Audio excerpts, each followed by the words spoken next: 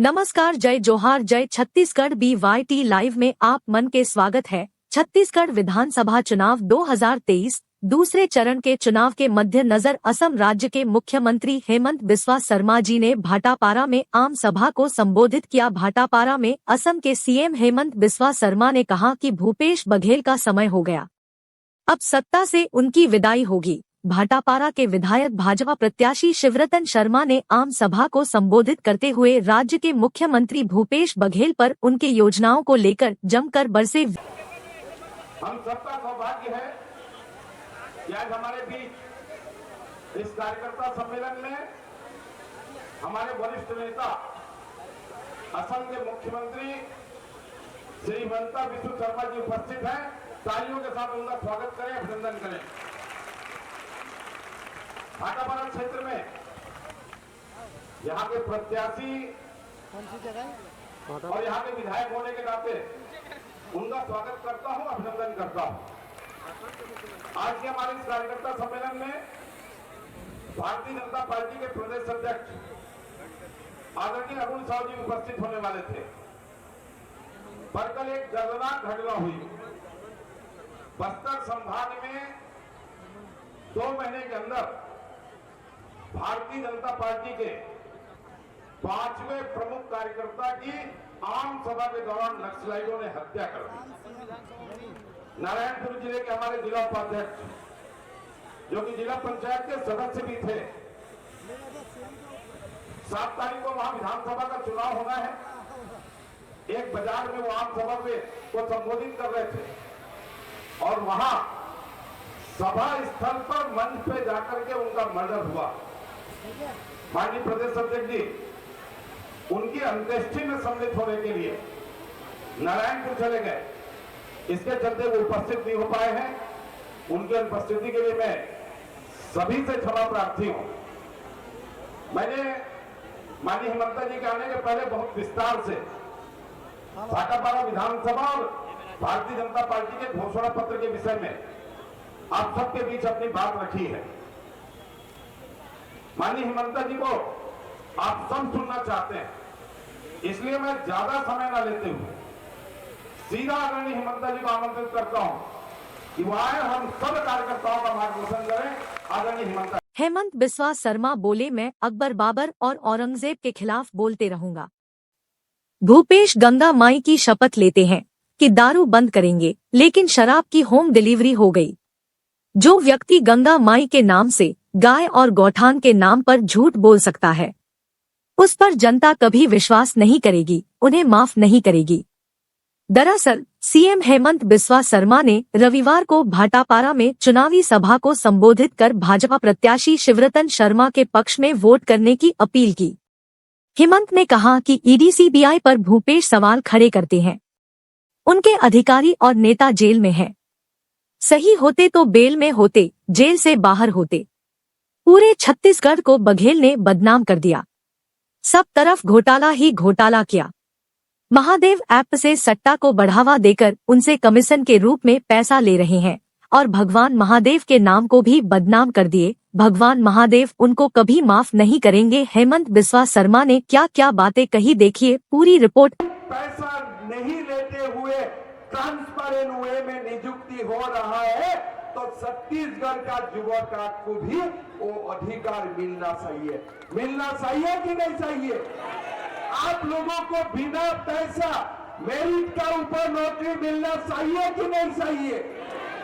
अगर आपको without corruption बिना पैसा सरकारी नौकरी मिलना चाहिए, अगर 3100 रुपया धान की समर्थन मूल्य मिलना चाहिए, अगर आपको भगवान राम का भव्य मंदिर का साथ आपका समर्थन और सम्मान होता है, अगर आप भी चाहते हैं कि ये देश में बाबर औरंगजेब का संस्कृति खत्म होना चाहिए, राम राज्य प्रतिष्ठा होना चाहिए, तो आप लोग सब मिलके कमल का साहब में शिवरतन भैया को जिताइए।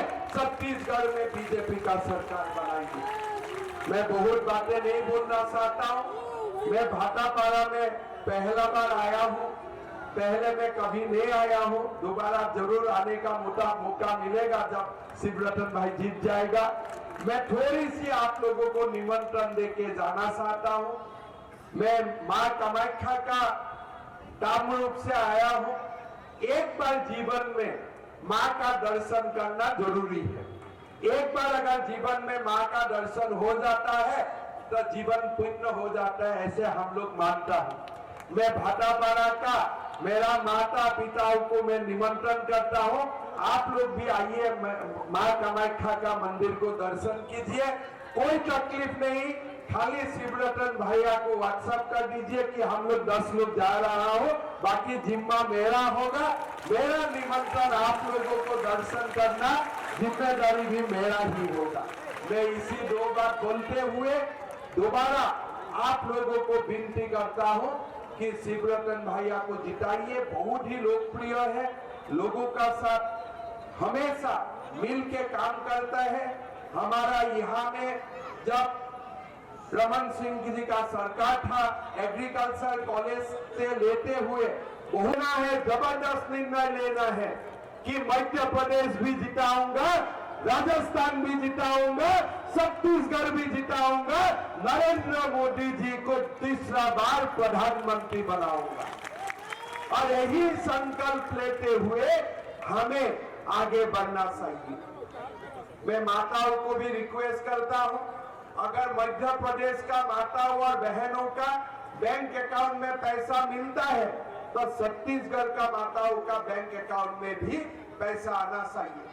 अगर असम का माताओं और बहनों को मिल सकता है तो छत्तीसगढ़ का माताओं और बहनों का बैंक अकाउंट में भी पैसा आना चाहिए। उत्साहित हो रहा है, आप कुछ नहीं करते हो, आप बोलता है सीआरपीएफ का बक्सा चेक करना चाहिए। शर्म नहीं लगते? ये सीआरपीएफ कौन है? गरीब का बेटा लोग जाके सीआरपीएफ का नौकरी करता है। कोई टाटा और अंबानी का बेटा सीआरपीएफ का नौकरी नहीं करता है। आप उनका बक्सा चेक करेगा जो जम्मू कश्मीर में अपना देश को बचाने के लिए बलिदान दे रहे हैं, उनका बक्सा आप चेक करेगा। आप जो लोग नक्सल के खिलाफ लड़ रहा है, आप उनका बक्सा खिलाफ चेक करेगा। अरे उससे ज्यादा ये बोलो कि 10 जनपद में जाके हम गांधी फैमिली का बक्सा चेक करेगा। वो सबसे जरूरत है, आपको सीआरपीएफ का बक्सा चेक करने का कोई अधिकार नहीं होता है। आज नक्सल को अब क्यों नहीं रुकाता है? आज चुनाव में नक्सल कांग्रेसी को क्यों नहीं मार रहा है, खाली क्यों बीजेपी को मार रहा है?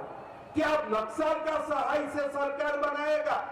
क्या नक्सल और कांग्रेस का इलू इलू है? आई लव यू है।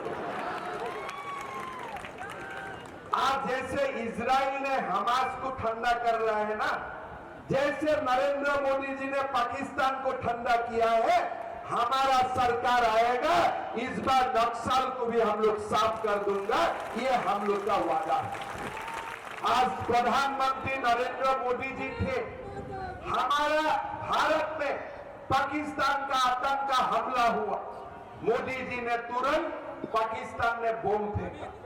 आज हमास ने इजराइल को अटैक किया, इजराइल ने हमास को सिखा रहा है। हमारा पैलेस्टाइन से दुश्मनी नहीं है, लेकिन हमास आतंकवादी संगठन है। राहुल गांधी, प्रियंका गांधी रो रहा है, भाई हमास को क्यों ऐसे मार रहा है? यार हमारा जब नक्सल लोग हमारा लोगों को मारते हैं तब नहीं रोते हो, आपको खाली हमास के लिए ही रोने आते हैं। जब कसब ने मुंबई में हमला बोला था, आप जाके क्यों पाकिस्तान में हमला नहीं बोला? वो करने का आपका मन में कोई दम नहीं है। आप खाली दिन भर कैसे बाबर और औरंगजेब खुश रहता है, उसी का ही आप चिंता में रहता है। हमारा चिंता भी तो करो कभी कभी, हमारा चिंता वो लोग नहीं करता है। भाई और बहनों, हमें सबको मिलके ये जो अन्याय है उसका हम लोग को पूरा मुंहतोड़ जवाब देना है। आज छत्तीसगढ़ में जो अन्याय अभिशाप चल रहा है, एक गरीब युवक को नौकरी नहीं मिलता है बिना पैसा देके, किसी को काम नहीं मिलता है, हर जगह में करप्शन है। अगर आप कांग्रेस नहीं है तो आप कुछ नहीं है। ऐसे क्या समाज चल सकता है? हम लोग सब मिलके नरेंद्र मोदी जी को फिर भारत का तीसरा बार प्रधानमंत्री बनाना है और छत्तीसगढ़ में भाजपा का शासन लाना है। मोदी जी का नेतृत्व में देश में हमें छत्तीसगढ़ में डबल इंजन का सरकार बनाना है और वो सरकार तब बनेगा जब आप भाटापारा से शिवरतन शर्मा जी को हजारों वोट से जिताएगा कि नहीं जिताएगा? अगले बार से बहुत ज्यादा मार्जिन से शिवरतन भाई जीतेगा कि नहीं जीतेगा? मैं आप लोग को रिक्वेस्ट करता हूं, जब शिवरतन भाई जीतेगा और हमारा और बीजेपी का उम्मीदवार जीतेगा, छत्तीसगढ़ में तो बीजेपी का सरकार बनेगा ही, भारत में भी तीसरा बार नरेंद्र मोदी जी प्रधानमंत्री बनने का रास्ता पूरी तरफ साफ हो जाएगा। ये सुनाओ नरेंद्र मोदी जी का सुनाव है और इसीलिए गारंटी भी मोदी जी का गारंटी है। जय जय श्री राम, जय श्री राम। भाइयों और बहनों, अभी हमारे शिवरतन भैया ने आपको बताया कि कल हमारे एक कार्यकर्ता को नक्सलियों ने हत्या किया। आज छत्तीसगढ़ में क्या हो रहा है? भूपेश बघेल जी बोलते हैं भाई एक ही लोगों का हत्या हुआ है, छोटे घर गारंटी आया है। जो आसाम, मध्य प्रदेश, उत्तर प्रदेश में हम लोग कर रहा हो, यही छत्तीसगढ़ के लिए हम लोगों ने प्रस्तुत किया हो। छत्तीसगढ़ का जो अपना अनुभव है उनका साथ शामिल करते हुए, भाई और बहनों, ये अगर गारंटी इंप्लीमेंट होता है, धान का साथ माताओं का बैंक अकाउंट में जो पैसा जाता है वो होगा, नौकरी होगा, साथ साथ में आपका बैंक से लोगों को लोन लेना विद सब्सिडी, 50% सब्सिडी आपको लोन मिलेगा। और बराबर एक हिसाब करके हमने दिखाया है, कृषक सम्मान निधि, मुफ्त रेशन सब मिला के हमारा घर में 1.5 लाख 1,60,000 रुपया महीना आएगा एक किसानों का परिवार। जैसे हमने ये हमारा घोषणा पत्र आपका सामने प्रस्तुत किया। भाई और बहनों, मैं परसों 1 तारीख को मैं चुनाव में था, हमारे मनसा मानपुर में सभा हुआ। सभा का बाद एक माता आके मुझको पूछा कि हमारा पक्की घर कब मिलेगा। तो मैंने पूछा कि यहाँ में पक्का घर लोगों को नहीं मिल रहा है क्या? तो हमारा कार्यकर्ता ने बोला कि 16 लाख मकान नरेंद्र मोदी जी ने भेजा था, ये लोग एक भी घर नहीं बनाया, पूरा पैसा भारत सरकार को लौटा दिया। मैंने बोला भाई क्यों लौटा दिया? बोले नहीं, भूपेश बघेल ने घर नहीं बनाया, इसलिए वो स्कीम में प्रधानमंत्री का नाम लिखा जाता है। अरे भैया, गरीब का इससे क्या मतलब है? प्रधानमंत्री का नाम है कि मुख्यमंत्री का नाम है? गरीब को तो घर चाहिए। आप गरीब का घर लौटा दिया, आपने पाप किया। आज हम दोबारा आप लोगों को बोलना चाहता हूं, और 16 लाख घर का साथ और 2 लाख इजाफा करके हम छत्तीसगढ़ का 18 लाख गरीबों का मकान बनाने का हम लोग काम करेंगे। भाई और बहनों, भूपेश बघेल जी ने पाप किया है, गरीबों का घर लौटा के। आज ये लोग क्या कर रहा है? महादेव का नाम में आप पैसा लूट रहा है, आप दारू का व्यापार बना दिया है। लोगों का नौकरी होगा तो जब तक रिश्वत नहीं देगा नौकरी नहीं मिलेगा। गौशाल में घोटाला किया है, गोठान में घोटाला किया है। आपने क्या करने का बाकी रखा है? सब कुछ कर दिया। थोड़ा दिन पहले मैं भी थोड़ा टेस्ट मिला। मैं कवर्धा में गया था एक सभा करने के लिए। सभा में मैंने अकबर का खिलाफ बोला। 2 दिन का बाद गुवाहाटी में मेरा ऊपर नोटिस आ गया इलेक्शन कमीशन से। क्यों? बोले आपने छत्तीसगढ़ में जाके अकबर का खिलाफ बोला। मैं बोला मैं हर दिन भूपेश बघेल जी का खिलाफ बोलता हूं, वो तो नोटिस नहीं आते हैं, अकबर का खिलाफ बोलने से क्यों नोटिस आते हैं? तो कांग्रेस को आज सबसे प्यारा लोग कौन है? औरंगजेब और अकबर और बाबर ही उनका सबसे प्यारा है। कोई और लोग का खिलाफ बोले तो वो लोग एकदम फल हो जाते हैं कि भाई कैसे बोल सकता है। मैं भूपेश बघेल जी को बोलता हूं कि देखो, मैं एक हिंदू का संतान हूं, मेरा मालूम है ये देश के लिए बाबर औरंगजेब ने क्या किया था, इसलिए सुन लो, हमारे शरीर में जब तक थोड़ा भी रक्त बच के रहेगा तब तक हम लोग बाबर औरंगजेब का खिलाफ बोलते रहेगा आपका जो मतलब है हमें करके दिखाओ। अभी राजस्थान में कन्हैया लाल बोल के एक व्यक्ति था, कुछ फेसबुक ने कुछ लिखा, एक व्यक्ति आके उनका सर्तन जुदा कर दिया। हमने कांग्रेस को पूछा कि आपका शासनकाल में कोई इस्लामिक फंडामेंटलिस्ट आके कन्हैया लाल को सर्तन जुदा भी कर सकता है क्या? कोई जवाब नहीं।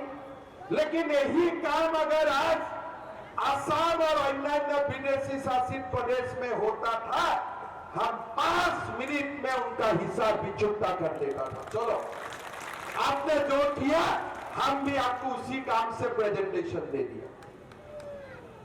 हमारा असम में सरकार चल रहा था, कांग्रेस का शासनकाल में हजारों मदरसा चलता था। मैं बोला भाई मदरसा क्यों जरूरत है?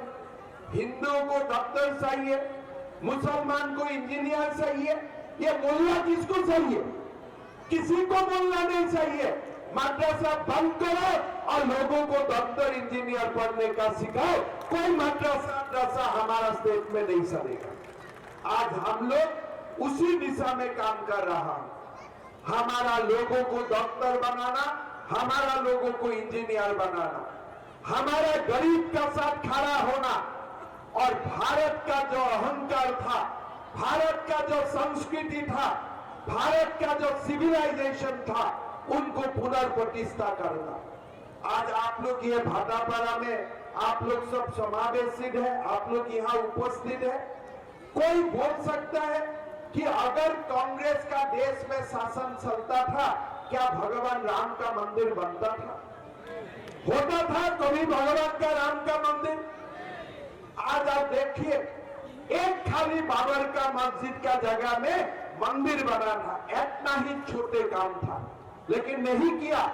नरेंद्र मोदी जी देश में आया, बोला यह असंभव है। मोदी जी ने बोला कोई असंभव नहीं है, मेरा समय में ही भव्य राम मंदिर बनेगा और आज राम मंदिर बन चुका है। काल से कलश पूजा भी शुरू हो जाएगी। कांग्रेस ने क्यों नहीं किया? क्या भगवान राम आपका भगवान नहीं? आपने क्यों राम का मंदिर नहीं बनाया? आपका याद होगा, राम मंदिर अयोध्या में बन रहा है। आज तक रामलला का दर्शन के लिए ना राहुल गांधी गया है, ना भूपेश बघेल जी किया है, कोई नहीं किया है। किसलिए? उनका मन में डर है, अगर मैं भगवान राम को दर्शन करूं तो बाबर हमसे नाराज हो जाएगा। आप बोलिए, ये देश में बाबर का नाराजी चलेगा कि राम का जयगान चलेगा? आप बोलिए, आप बोलिए, ये देश में बाबर चलेगा कि राम चलेगा? आप बोलिए। तो ये कांग्रेस वाला को समझना है कि देखो, ये देश बाबर ने नहीं बनाया। कांग्रेस तो बाबर को लेके चुम्मा कर रहा था कि बाबरी मस्जिद, लेकिन आज जब नरेंद्र मोदी जी ने बोला कि देश में रामलला का भव्य मंदिर बनेगा, आज बन चुका है। 22 जनवरी हम लोग सब जाऊंगा, उद्घाटन समारोह में शामिल होगा। जय जय श्री राम, जय जय श्री राम। जब नरेंद्र मोदी जी ने बोला था कि धारा 370 खत्म करेगा, कांग्रेस ने बोला था ये नामुमकिन है, लेकिन अमित शाह जी ने धारा 70 को समाप्त करके दुनिया को दिखा दिया कि जो बीजेपी का गारंटी है और पक्का है, हमारा नियत है और नियत का साथ लोगों का सेवा करने का हमारा मनसा भी है। आज हमने छत्तीसगढ़ वासियों को गारंटी दिया है कि 3100 रुपया से हम लोग धान खरीदेगा, लाखों युवकों को नौकरी दूंगा, माता और बहनों का अकाउंट में शुरुआत करेगा 1000 रुपया ट्रांसफर करके। ये मोदी का गारंटी है और ये गारंटी पक्का है। भाई और बहनों, असम में हम लोग और एक काम किया, इसलिए सारे प्रदेश बीजेपी शासित है, मोदी जी का आशीर्वाद से ही सबको जोड़ता है। हमने हमारा जो युवाओं है, हम बोला देखो बेरोजगारी भत्ता मत लेना, 5 लाख रुपया हम आप लोगों को दूंगा काम करने के लिए, 2.5 लाख आपको रिटर्न करना नहीं है, 2.5 लाख रुपया आप रिटर्न करना, लेकिन आपको बैंक का इंटरेस्ट देना नहीं है। आज आसाम में स्कीम चल रहा है, चीफ मिनिस्टर आत्मनिर्भरशील आसनी, हम लोग आसामिया में लिखा है, आप लोग गूगल करने से वो भी मिलेगा। 3 लाख लोगों ने अप्लाई किया है कि हमें बेरोजगारी भत्ता नहीं चाहिए, हम काम करूंगा, हमें 50% सब्सिडी दे दो, 50% लोन दे दो, इंटरेस्ट मत लेना, हम लोग आराम से अपना रोजगार करूंगा। आज असम में वो भी स्कीम हमने शुरू कर दिया, का मैनिफेस्टो भी उद्घाटन किया, उनको उनका कर कमल से 1 लाख लोगों को मंच में बैठाया, स्टेडियम में बैठाया, एक एक करके बुला के सबका हाथ में अपॉइंटमेंट लेटर सौंप दिया। देखो ये मोदी का गारंटी। अभी लोग पूछ रहे कि गूगल है, आप लोग गूगल कीजिए। 10 मई 2021 मैंने गृह प्रदेश में शिवराज सिंह चौहान जी है, काफी दिन से लंबा समय मध्य प्रदेश का मुख्यमंत्री है।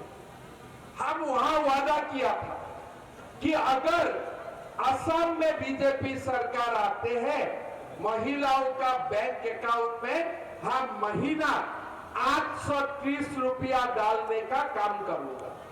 हम शुरू किया 830 रुपया, सरकार आया, हम सारे महिलाओं का मां का बैंक अकाउंट में 830 रुपया डालना शुरू किया। नेक्स्ट ईयर हम उसको 1000 रुपया किया और फिलहाल असम में हम माताओं और बहनों का बैंक अकाउंट में 1250 रुपया हर महीना डालता। हर महीना का 10 तारीख को मध्य प्रदेश शासन ने भी लाडली बहना स्कीम का शुरुआत किया। हर महीना माताओं का बहनों का बैंक अकाउंट में पैसा डाला जाते हैं। अभी छत्तीसगढ़ में हमारा घोषणा पत्र निकाला, नरेंद्र मोदी जी ने गारंटी दिया कि हमारा सरकार जो दिन से बनेगा, हम छत्तीसगढ़ का माताओं और बहनों का अकाउंट में 1000 रुपया डाल के शुरुआत करेगा और आगे आगे वो बढ़ते जाएगा।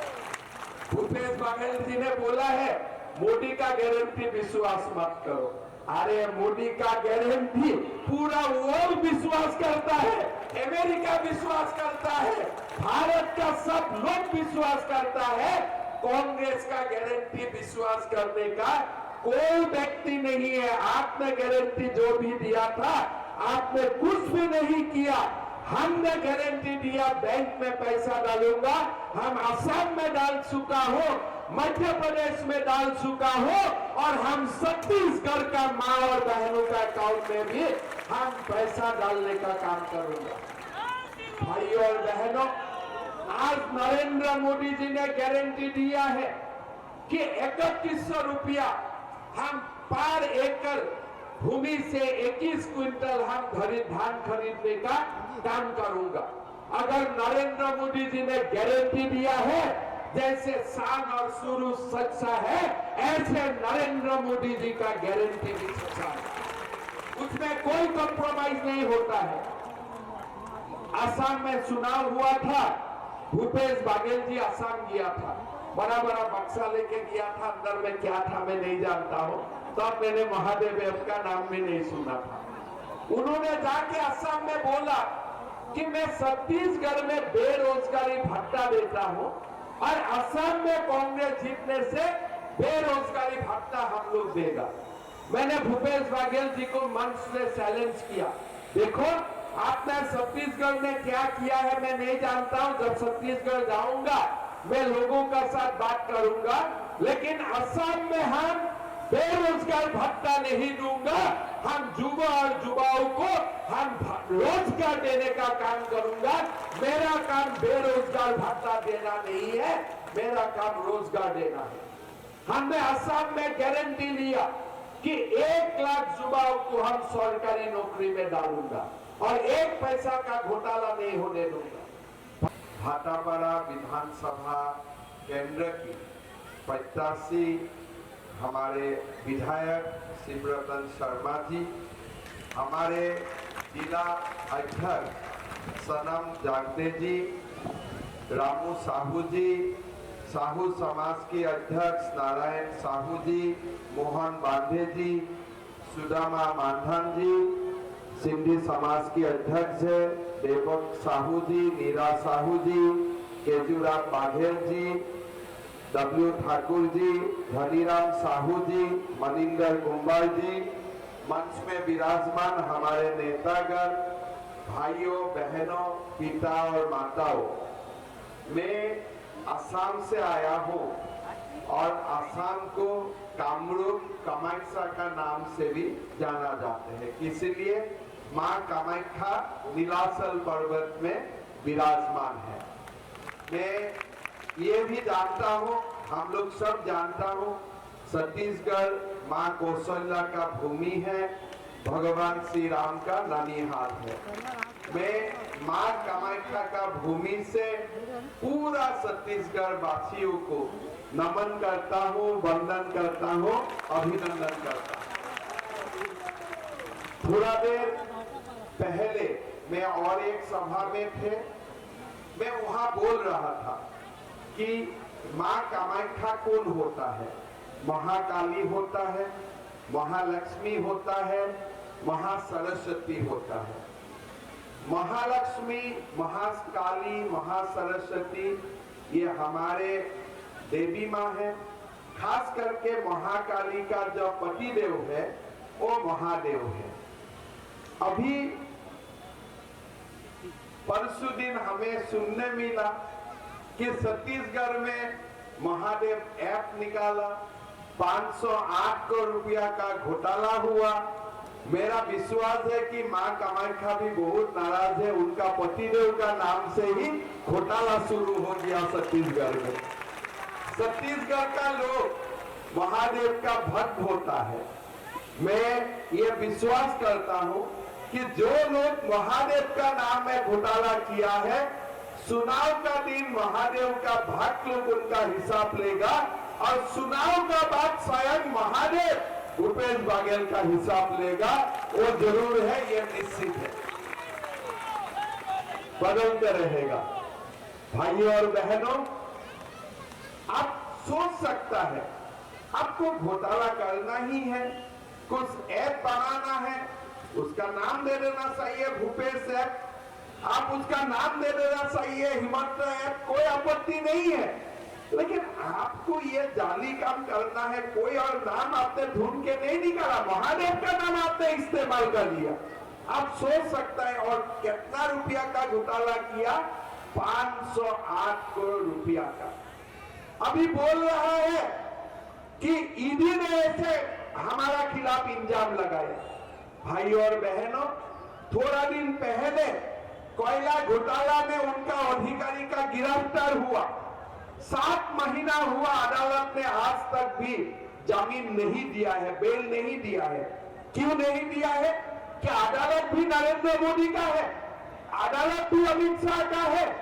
अगर आप लोग घोटाला नहीं किया होता था तो आपका जमीन भी हो जाता था। आपने पूरा छत्तीसगढ़ का बदनाम करके रख दिया। आज पूरा छत्तीसगढ़ का नाम जो एक दिन भगवान राम से जाना जाता था, मां कौशल्या से जाना जाते हैं, जो छत्तीसगढ़ रमन सिंह जी जब मुख्यमंत्री था सबको मुफ्त चावल दिया और भारत का सारे प्रदेश ने उनका अनुकरण किया। ऐसा आदर्शनीय प्रदेश को अब आपने घोटाला का साथ जोड़ दिया है, आपने बहुत बड़ा अन्याय किया है छत्तीसगढ़ का वासियों का साथ। मैं तो यहाँ आया, मैं तो जो बात सुना मैं तो घबरा गया। हम लोग हिंदू हो, हम लोग सब हिंदू है, सनातनी है। अगर माँ गंगा का नाम में हम कभी भी कसम खाता हूं तो उसको पूरा करना मेरा धर्म बन जाते हैं। आप भूपेश बघेल जी, आप माँ गंगा का नाम में कसम खाते हो कि मैं दारू का दुकान बंद कर दूंगा और बाद में दारू का होम डिलीवरी आप स्टार्ट कर देते हैं। अभी आप बोल रहे हैं नरेंद्र मोदी क्यों दारू बंद नहीं करता है? भैया, नरेंद्र मोदी ने गंगा का नाम में कसम खाया था क्या? आपने गंगा का नाम में कसम खाया था और आपका पाप अभी मोदी जी को ट्रांसफर करना चाहते हो। कुछ तो जीवन में पुण्य कमाया नहीं, अभी आपने पाप किया और आपने बोला मेरा पाप का बोझ नरेंद्र मोदी लेना चाहिए। हो सकता है क्या ऐसा? आपने गंगा माई का क्यों कसम खाया अगर आप काम कर ही नहीं सकते हो? पूरा छत्तीसगढ़ में गोठान घोटाला, पब्लिक सर्विस कमीशन का नियुक्ति में घोटाला, दारू में घोटाला, अभी महादेव ऐप का नाम में भी घोटाला। पूरा छत्तीसगढ़ का आपने बदनाम कर दिया है। मैं छत्तीसगढ़ वासियों को आवेदन करता हूं, निवेदन करता हूं, ऐसा व्यक्ति को आप कभी माफ नहीं करना। माँ गंगा और महादेव ने तो समय में हिसाब लेगा ही लेगा, आपको अभी हिसाब लेना है, चुनाव में आपको हिसाब लेना है।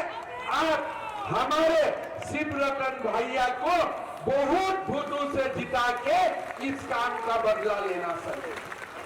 भाइयों और बहनों, मैं असम से आया हूं, आपको मालूम है असम में बीजेपी का शासन है। उसने अपना घोषणा पत्र आज जारी किया है, 3200 रुपया धान और कर्ज माफी।